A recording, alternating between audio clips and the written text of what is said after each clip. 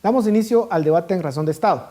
Este domingo 2 de octubre se celebran elecciones en Brasil. Hay 11 candidatos, pero en realidad la contienda es entre dos, que son bastante polémicos: el presidente actual Jair Bolsonaro y el expresidente Luis Inácio Lula da Silva. Para hablar sobre este importante evento electoral para la región, contamos con dos expertos. En primer lugar, John Polga, quien nos acompaña desde Salamanca, España, profesor de política comparada en la Academia Naval de los Estados Unidos, y Ezequiel Parolari, quien nos acompaña también desde España, consultor en comunicación y estrategia. A ambos, muchas gracias por estar en Razón de Estado. John, iniciamos contigo. ¿Por qué han resultado tan polémicas estas elecciones en Brasil?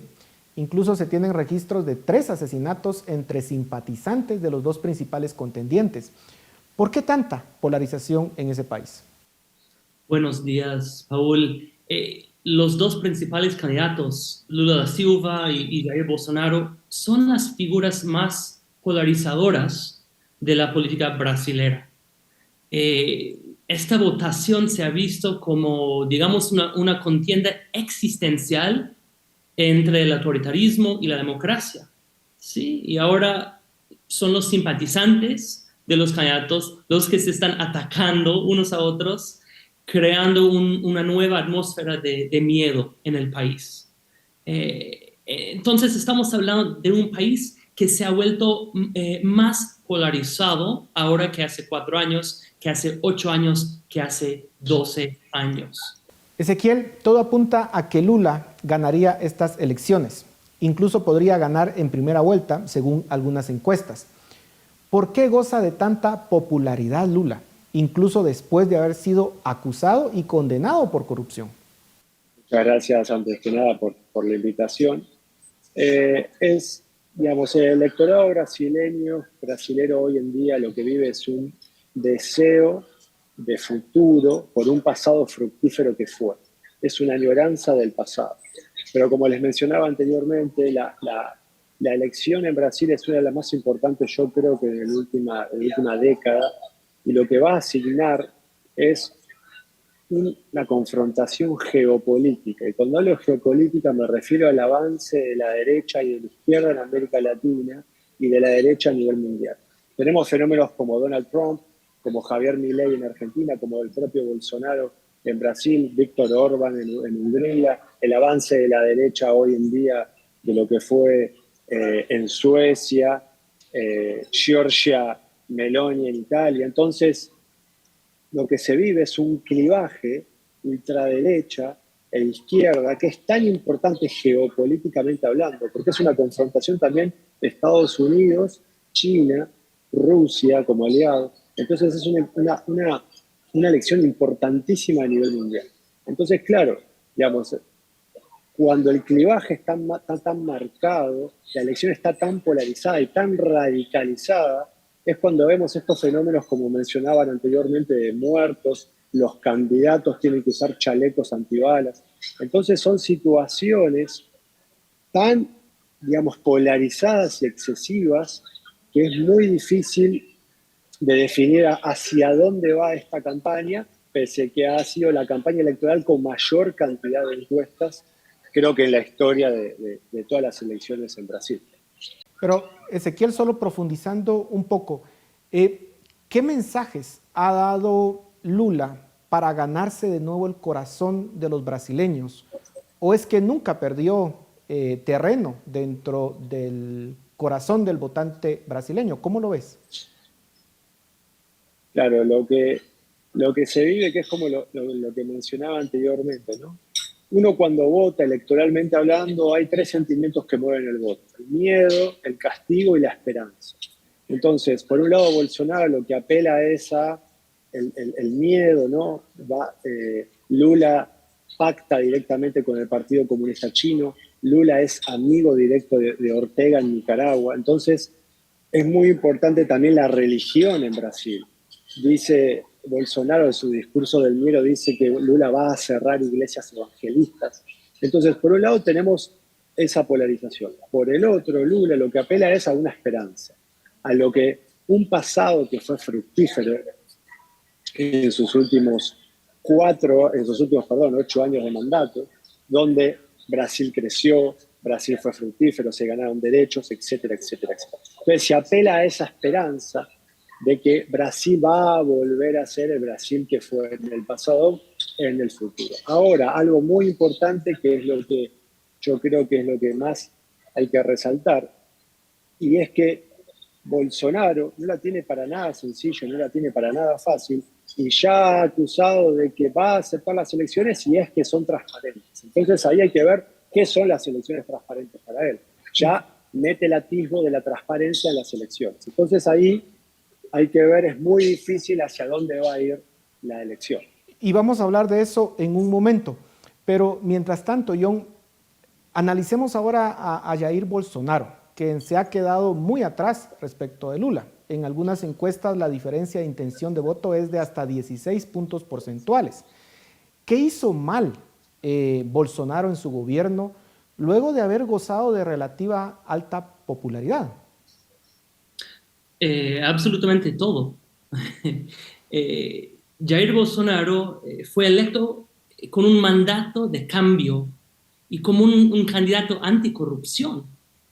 Y como presidente ha sido acusado de varios casos de corrupción.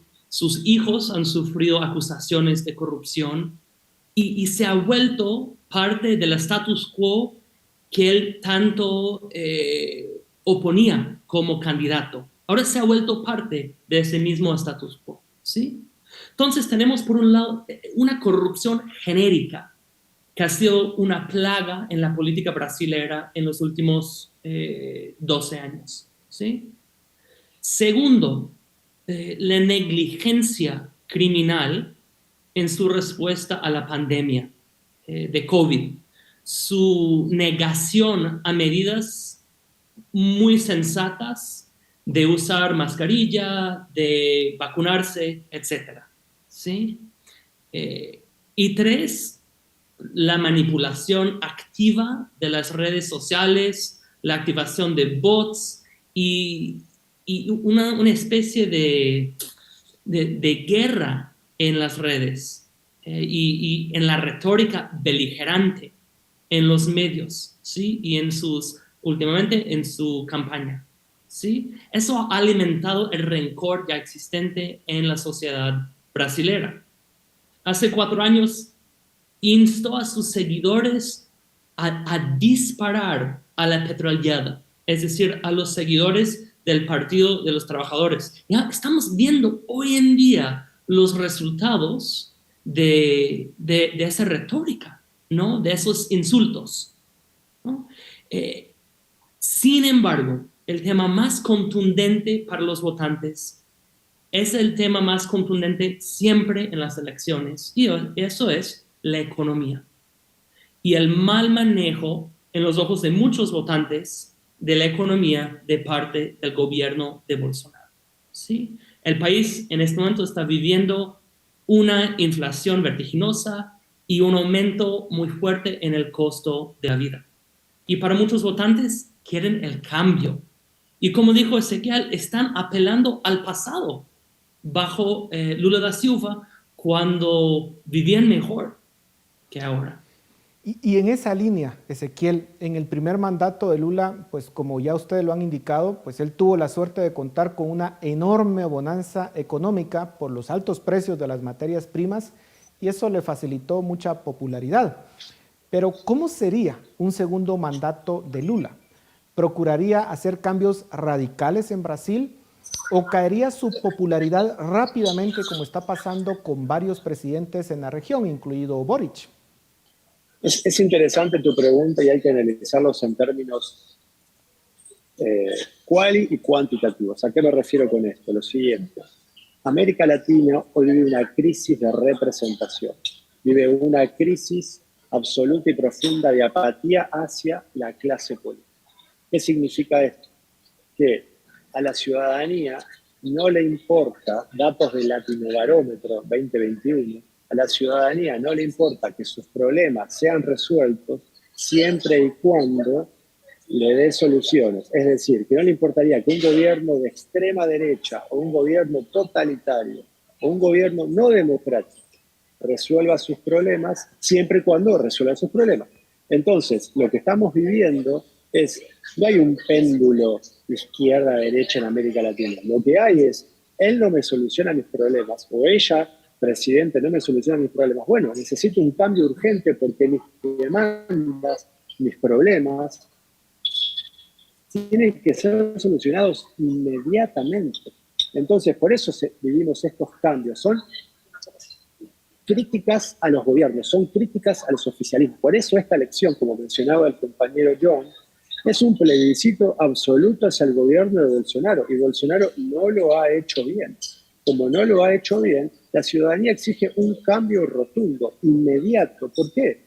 Porque la pandemia ha golpeado fuerte, y necesita, sinceramente, que sus problemas sean resueltos en el inmediato plazo. Ya no hay lunas de miel. Lo vimos con Boric. Boric asumió con una gran expectativa en Chile. Sin embargo, duró absolutamente nada esa luna de miel. No tuvo los primeros 100 días de gobierno. Entonces, lo que tiene que hacer Lula, si es que llegase a gobernar una vez ganadas las elecciones en el 2 de octubre o el 30 de octubre en segunda vuelta, es empezar a hacer cambios rotundos e inmediatos en la economía y en los derechos sociales para que la ciudadanía sienta el cambio que tanto anhela y desea, porque si no va a ser más de lo mismo. Estamos en un declive en el sistema de partidos y en el sistema democrático en América Latina. John, ¿coincides con la visión de Ezequiel? Además, tomemos en cuenta que Lula ya tiene 76 años. ¿Puede afectar la edad, el desempeño de Lula en este segundo mandato que es casi inminente? Definitivamente, Lula va a ser muy constreñido cuando gane, porque yo creo que va a ganar. Va a ser muy constreñido económicamente, principalmente, porque va a enfrentar una situación muy poco deseable en lo económico y en lo social, en una sociedad bastante polarizada, incluso más polarizada ahora que cuando era presidente antes, y con menos espacio para llevar a cabo sus programas sociales. Ahora, agregando a eso su edad, y uno puede ver una situación un poquito más precaria para el país que antes. Ahora, John, tú ya decías algo al respecto hace un momento. Bolsonaro ha dado indicios que no reconocería una eventual victoria de Lula. Luego ha moderado más el tono de sus afirmaciones. Sin embargo, existe la preocupación de una posible crisis política si Bolsonaro se niega a dejar el poder. ¿Qué tan factible es un escenario de una fuerte crisis en Brasil debido a la actitud de Bolsonaro? Yo creo que esta es la pregunta más importante del momento, que va a incidir sobre la trayectoria democrática del país de ahora en el futuro mediano o incluso largo plazo. Estamos hablando de un presidente que ha negado a respetar las elecciones, que por casi 4 años ha dicho que el sistema electoral electrónico tiene fallas, sí ha sembrado dudas en por lo menos sus seguidores, sino toda la población en cuanto a la eficacia de la votación electrónica en el país. Digamos que aún si su principal objetivo no es convencer a todos que tengan la razón, sino animar a su base, sembrar el caos y la desconfianza, lo que ha hecho es socavar a la institucionalidad de las elecciones. Ahora también parece que ha querido involucrar a las Fuerzas Armadas en su ejercicio para no reconocer una eventual derrota en los comicios, ¿sí? Él yo creo que cree que el ejército brasileño existe para auditar las elecciones y no para proteger el territorio, por ejemplo.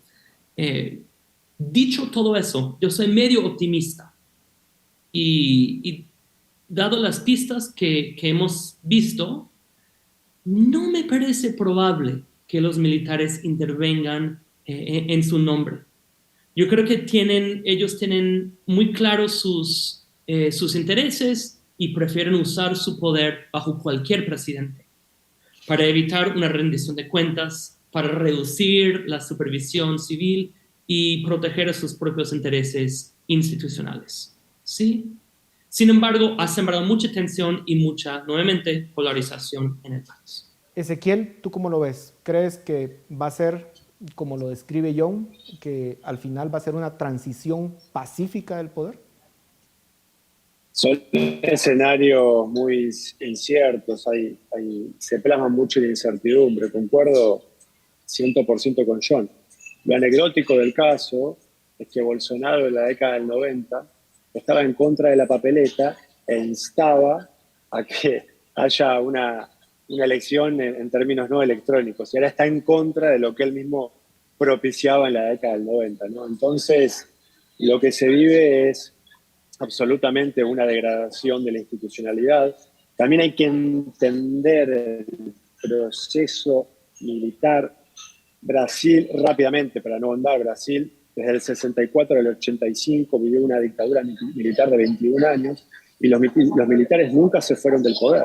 Por eso hoy en día Bolsonaro tiene mucha representación, de hecho tiene muchos adeptos, tiene muchos ministros y muchos ministros dentro de su gabinete que son o fueron militares. Entonces, la institucionalidad está en peligro, la institucional como régimen para garantizar todo un proceso democrático tiene varias dudas, y Bolsonaro lo que hace es instaurar el miedo, seguir polarizando, seguir profundizando.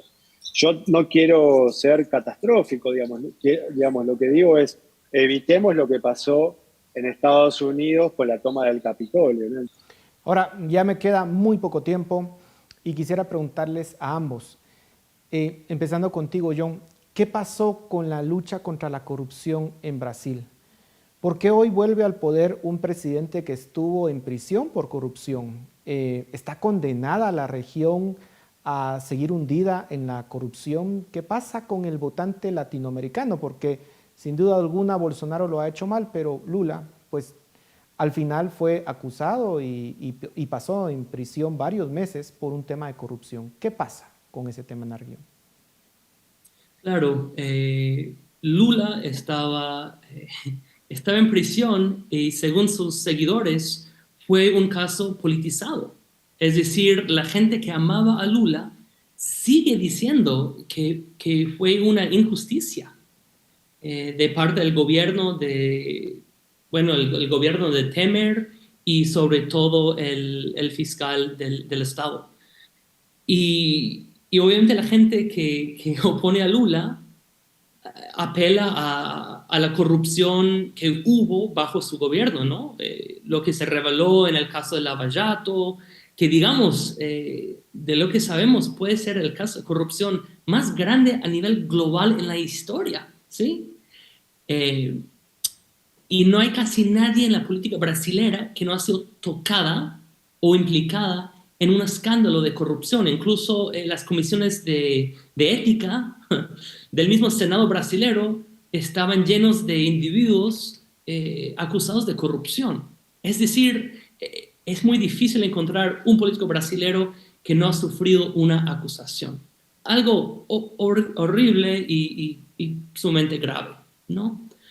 Lo vemos también a nivel de la región. En varios países de la región hemos visto titulares que en los últimos años han quitado las comisiones anticorrupción o las misiones anticorrupción que existen, y al final los votantes no tienen otra opción sino escoger a alguien acusado de corrupción.